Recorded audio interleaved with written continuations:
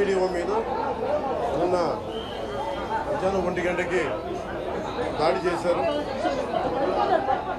దాడి చేసిన వ్యక్తి గతంలో ఈయన లాయరు, గతంలో ఈయన ఏపీ స్టేట్ లా ప్రాసిక్యూషన్ ఆఫీసర్గా పనిచేసిన వ్యక్తి, లా తెలిసిన వ్యక్తి.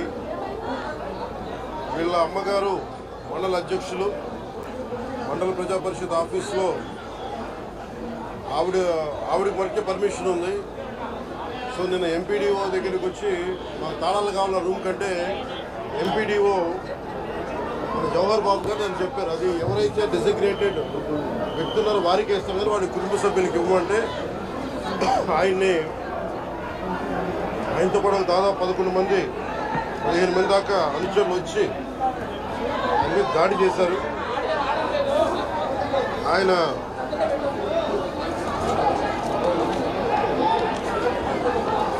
ఇది నాకు నిన్న ఈవినింగ్ ఒక 7 గంటలకు తెలిసింది. 7 గంటలకు తెలిసినప్పుడు నేను వెంటనే అందరూ నన్ను అడిగింది అంటే ప్రెస్ స్టేట్మెంట్ ఇచ్చేయండి ఇలా కట్టినగా అంటే నేను చెప్పాను ఇది దాదాపు 640 పైసలకు మండలాలు మనే. ఎంపీడీఓ అంటే నథింగ్ బట్ ఆయన మండలికి అని కలెక్టర్ స్థాయి వ్యక్తి. అలాంటి మండలానికి సంబంధించి మొత్తం ఆయనే ఇన్ఛార్జ్ దాన్ని, డెవలప్మెంటల్ ఆఫీసర్ ఆయన. అలాంటి వ్యక్తి మీద రూమ్ని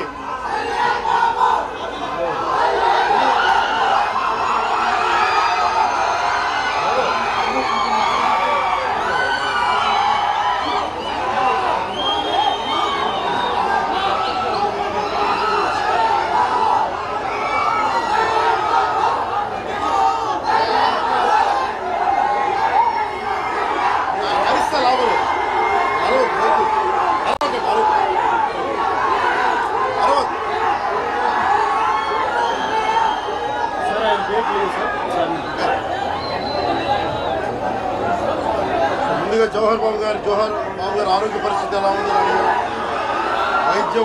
వైద్యం సరైన వైద్య విధానాలు జరుగుతున్నాయి లేదా దాని గురించి మాట్లాడాం. అలాగే నేను ఇక్కడికి ఎందుకు ప్రత్యేకించి ఎందుకు పరామర్శించి రావడానికి ఎందుకు అనుకున్నామంటే ఇది ఒక్కరి మీద జరగల, రాష్ట్ర యంత్రాంగం మీద దాడిగా చూస్తున్నాం. దీన్ని వైసీపీ నాయకులకి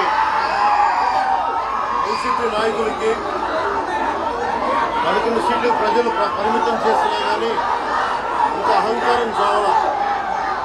ఈ అహంకారం తగ్గే వరకు మీరు ఇష్టానికి మాట్లాడిన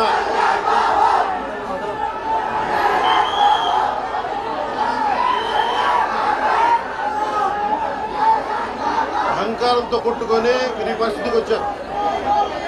ఇది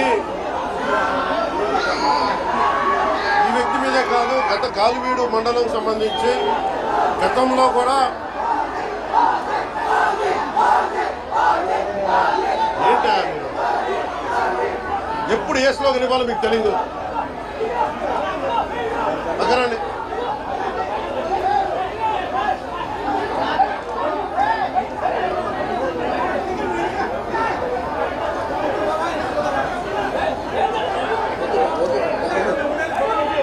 జల్లా సుదర్శన్ రెడ్డి గారు అనే వ్యక్తి ఈరోజు జవహర్ బాబు గారి మీద దాడి చేయడం కాదు, ఇతనికి దాడి చేయడం అనేది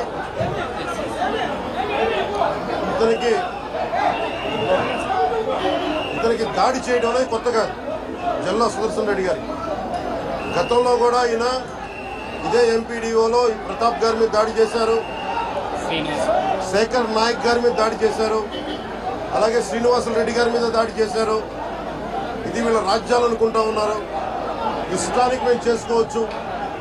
జవహర్ బాబు గారు కూడా చెప్పింది ఏంటంటే రూమ్ తాళాలు అడిగారు. మీ అమ్మగారికి ఇస్తాం, అది ఆవిడ మండల పరిషత్ ఆవిడకి పదవి ఉంది కాబట్టి వాళ్ళ పిల్లలకి ఇవ్వమంటే ఎందుకు ఇవ్వం అని చెప్పి వాళ్ళ మనుషులు దాడి చేసి అమానుషంగా కొట్టారు. ఆయనకి హై బీపీ ఉన్న వ్యక్తి, హార్ట్ ప్రాబ్లం ఉన్న వ్యక్తి, పైగా కూర్చోబెట్టి కులాన్ని దూషించడం. దీనికి వీళ్ళ అహంకారానికి కులం ఏం లేదా. ఎవరైనా సరే శ్రీనివాసరెడ్డి గారు కావచ్చు, శేఖర్ నాయక్ గారు కావచ్చు, ప్రతాప్ గారు కావచ్చు, జవహర్ గారు కావచ్చు, ఎవరి మీదైనా సరే వాళ్ళకి ఆధిపత్యానికి అడ్డుకుంటే మటుకు వీళ్ళకి ఇదే. నేను వీళ్ళందరికీ ఇదే చెప్తున్నాను మీకు. ఇది గత ప్రభుత్వంలా కాదు. ఇష్టారాజ్యంగా చేస్తాం మేము కూర్చున్న వ్యక్తులం కాదు. మేము సాక్షాత్తు నేనే ఉప ముఖ్యమంత్రిగా ఉండి నేను తప్పు చేసిన శిక్ష పడాలి అని చెప్పి అసెంబ్లీలో చెప్పిన వాడిని. అలాంటిది మీరు ఇష్టారాజ్యంగా కూర్చొని అధికార విధులు నిర్వహిస్తున్న వాళ్ళ మీద దాడి చేస్తే ఏమాత్రం ఉపేక్షించాం. ఎస్పీ గారికి చెప్పాం, కలెక్టర్ గారు దృష్టికి తీసుకొచ్చాం. కలెక్టర్ గారు కూడా ఇదే చెప్పారు. నిన్న కొట్టగానే వెంటనే ఆయన విజయవాడలో ఉంటే ఆయన దృష్టికి తీసుకొస్తే వెంటనే ఎస్ఐని కానిస్టేబుల్స్ని పంపించినా సమస్య సాగల. అదనపు బలగాలతో సిఐతో వెళ్తే తప్ప పరిస్థితి కంట్రోల్లోకి రాలా. ఎలా కొట్టారంటే లోపల గడిపెట్టి మరి ఎవరిని రానివ్వకుండా గడిపెట్టి మరి ఆయన అమానుషంగా దాడి చేశారు. నువ్వు ఎలా వస్తావు ఇక్కడికి? ఎవరో వీళ్ళు చెప్పిన మాటలకు తొత్తులు కావాలి వీళ్ళకి. ఈ రోజున నా దృష్టిలోకి వచ్చింది, ఇది మొదటిసారి కాదు. గతంలో ప్రతాప్ గారి మీద దాడి చేశారు, శేఖర్ నాయక్ గారి మీద దాడి చేశారు, శ్రీనివాస రెడ్డి గారి మీద దాడి చేశారు. వీళ్ళకి కులం ఎక్కువ తక్కువ లేదు. వీళ్ళకి అహంకారం నడినెత్తి మీదకి వచ్చి కొట్టుకుంటా ఉంది. అహంకారం తీస్తాం, తోలు తీసి కింద కూర్చోబెడతాం. మీకు ఒళ్ళు ఒక్కొక్కళ్ళకి మీకు ఎక్కడెక్కడ ఉన్నో తెలియట్లా. మీకు అహంకారాలు పెరిగిపోయినాయి. మీకు ఆధిపత్యపు అహంకారంతో అధికారుల మీద దాడి చేస్తే మిమ్మల్ని ఎలా తీసుకెళ్లాలో, ఎలాంటి శిక్ష పడాలో మీకు ఖచ్చితంగా చేసి పెడతాం. మీకు ఇష్టారాజ్యంగా చేయకండి.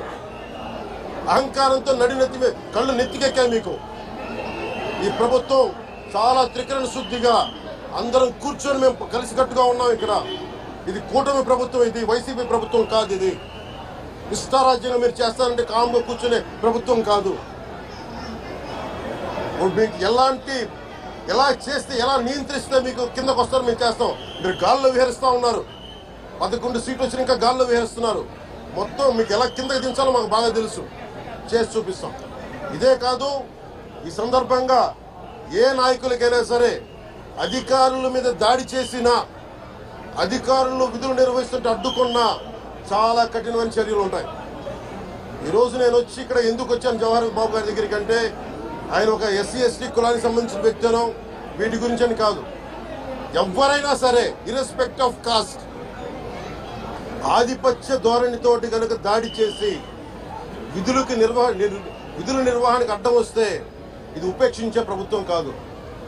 ఎస్పీ గారికి కూడా చాలా స్పష్టంగా చెప్పాం. వారికి ఎవరైతే తప్పించుకొని తిరిగారు ఇంకో 9 మంది, వారిని కూడా పట్టుకోమని చెప్పాం. వారికి తగిన విధంగా కౌన్సిలింగ్ చేయాలి, అలాగే కఠినమైన శిక్షలు పడాలి.